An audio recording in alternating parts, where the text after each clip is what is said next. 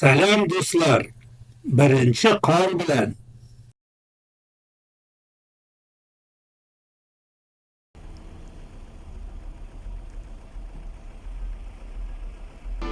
Предлагаем вашему вниманию очередной фрагмент из серии книг «След татар в мировой истории». Лицо казанской национальности. Нур-Султан. Бермудский треугольник. Москва, Бахчисарай, Казань. Так получилось, что эта женщина оказалась в эпицентре политической жизни Восточной Европы конца XV – начала XVI веков. Тогда шла упорная борьба за лидерство между Московским княжеством, Казанским и Крымским ханствами, в которой политические интересы тесно переплелись с личными. Судьбе было угодно разбросать близких Нурсултан-беке именно в этом треугольнике. Муж Менгле-Гирей правил в Бахчисарае, старший сын Мухаммад Амин в Казани, младший Абдул-Латиф в Звенигороде. Сердце верной жены и любящей матери разрывалось на три части. Нур-Султан была дочерью знатного ногайского бека Тимура. Казанские ханы часто находили себе жен в степных юртах. Так было и до Нур-Султан, и после нее.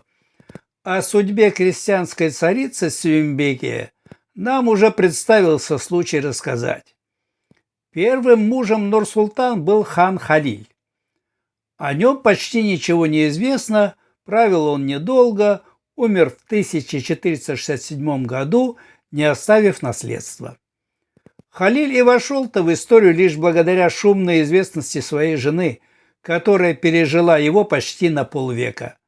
Некоторые исследователи даже сомневаются, а существовал ли вообще такой хан.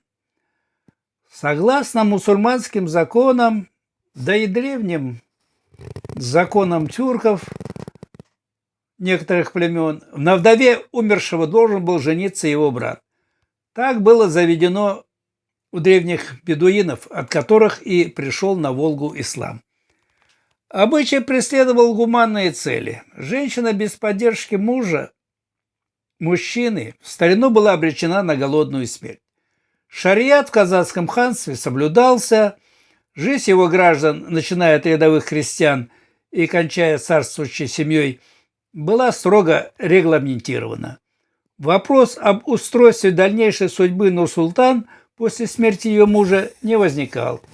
У Халиля был брат Ибрагим, который вместе с ханством унаследовал и жену бывшего правителя. Ибрагим правил 12 лет и тоже умер. Вот тут-то и разгорелись страсти. Кому достанется отцовский престол? Дело в том, что у Ибрагима от первого брака с Фатимой был сын Али. На него поставила ногайская группировка, ориентированная на торговые связи со Средней Азией, как сегодня называют Центральной Азией, и это более правильно. Партии, сформировавшиеся вокруг Мухаммада Амина-старшего, 10-летнего сына Нур-Султан, не оставалось ничего другого, как искать поддержку на Западе, в Москве. Тем паче, что Мухаммад Амин вскоре был определен на временное жительство в Московское княжество, где получил в управление город Каширу. Великий князь Московии Иван III вел сложную политическую игру. Поговаривают, что именно он стал тем закулисным сводником, который устроил брак Нур-Султан с крымским ханом Менгле-Гиреем. В Москве такой брак был весьма выгоден. Учитывая, что сначала старший, а потом младший сын новой жены Менгле-Гирея жил под присмотром великого князя, появлялась надежда, что сильным и воинственным Крымом удастся поддерживать мирные отношения. Вся кипучая энергия Нур-Султан впоследствии была направлена на то, чтобы вызволить Абдул-Латифа из затянувшейся на долгие годы почетной московской командировки. Это обстоятельство стало главным козырем Ивана III и сменившего его великого князя Василия в развитии дипломатических отношений в треугольнике Москва-Казань-Бахчисарай. В Казани борьба за ханский престол шла с переменным успехом. В конце концов победила партия Мухаммада Амина, что опять было на руку Москве. Если время правления Ибрахима отмечено ожесточенными войнами, то при его сыне наступил мир. С 1487 по 1496 год не зафиксировано ни одной военной стычки между Казанским ханством и Московским княжеством, которое постепенно превращалось в самостоятельное и независимое государство. Казанское правительство официально признало равенство обеих сторон. Оба государя называли друг друга братьями. Великому князю Ивану Васильевичу всея Руси, брату моему Магомед Амин бьет челом. Вез гонец депешу в Москву. Оттуда следовал ответ: Магомед Аминю, царю, брату моему, князь великий Иван челом бьет. В отношениях между соперничавшими державами установилось хрупкое равновесие. Наступил узловой момент истории, когда определялся главный вектор ее дальнейшего движения. История не терпит сослагательного наклонения, но народам Евразии, кажется, был предоставлен шанс выбрать европейский, в кавычках, конечно, европейский путь и построить на обломках Золотой Орды ряд самостоятельных государств, подобно тому, как на развалинах Римской империи возникла современная Европа, где даже крошечные территории имеют суверенитет. Но Москва захотела стать наследницей империи Чингисхана и, похоже, заразилась от Казани имперским вирусом, который проник в дворцовые покои великих князей.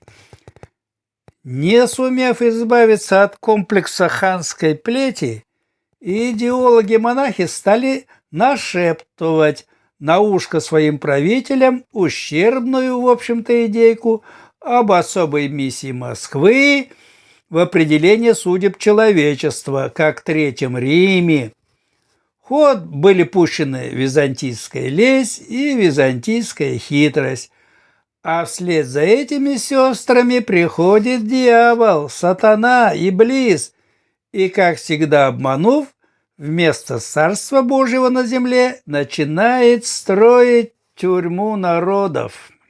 Дружескую переписку с Москвой вел не только Мухаммад Амин, но и его мать Нурсултан-Беке.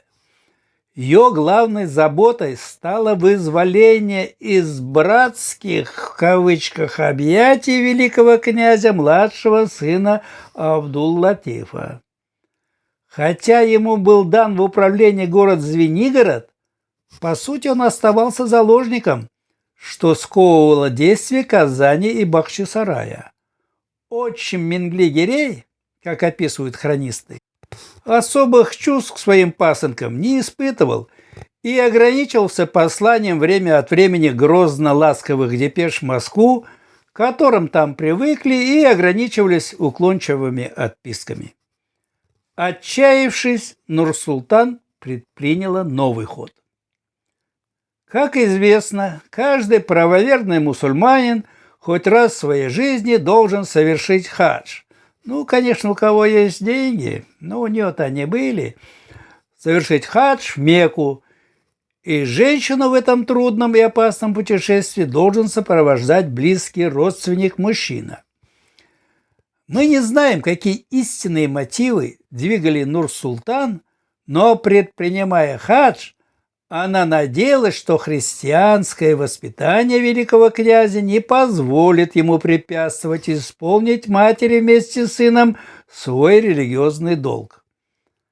Она ошиблась. Абдул-Латифа не отпустили. Сердце матери разрывалось от горя. Если крестьянская царица Сюмбике-ханом а осталась в памяти народной как любящая жена, сохранившая верность мужу даже после его смерти, то Нур-Султан прежде всего как любящая мать. Однако из этого бермудского треугольника Москва-Бахчисарай-Казань не было выхода. Впрочем, если гора не идет Магомеду, то... Да, Нур-Султан сама поехала к своим сыновьям. 21 июля 1510 года ее торжественно встречали в Москве, где она пробыла около месяца.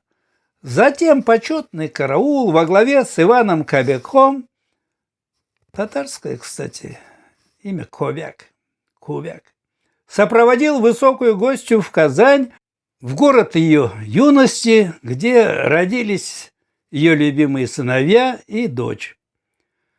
Погостив у старшего сына 9 месяцев, Нур-Султан снова поехала к младшему в Москву, где задержалась почти на полгода. И только 5 декабря, как отмечают хронисты, 1511 года по санному пути в сопровождении князя Тучкова вернулась в Крым. Поездка носила не только личный, но и дипломатический характер. Любящее сердце матери способно растопить и камень. Хотя политика не терпит сантиментов, но в данном случае можно с уверенностью сказать, что во многом благодаря Нур-Султан в отношении 3 враждующих государств наметилось заметное потепление. Между Казанью и Москвой был даже заключен вечный мир. Увы, вечного на этой грешной земле ничего не бывает. Подобное мирное соглашение на вечные времена уже пытались заключить несколько веков прежде описываемых здесь событий булгары с русичами. После краткого перемирия войны возобновились с новой силой. Так произошло и на этот раз, когда на московском престоле воцарился Иван IV, которого не зря назвали Грозным. Спасибо, что досмотрели видео до конца. Следите за нашими выпусками. Продолжение следует. Давамы бар.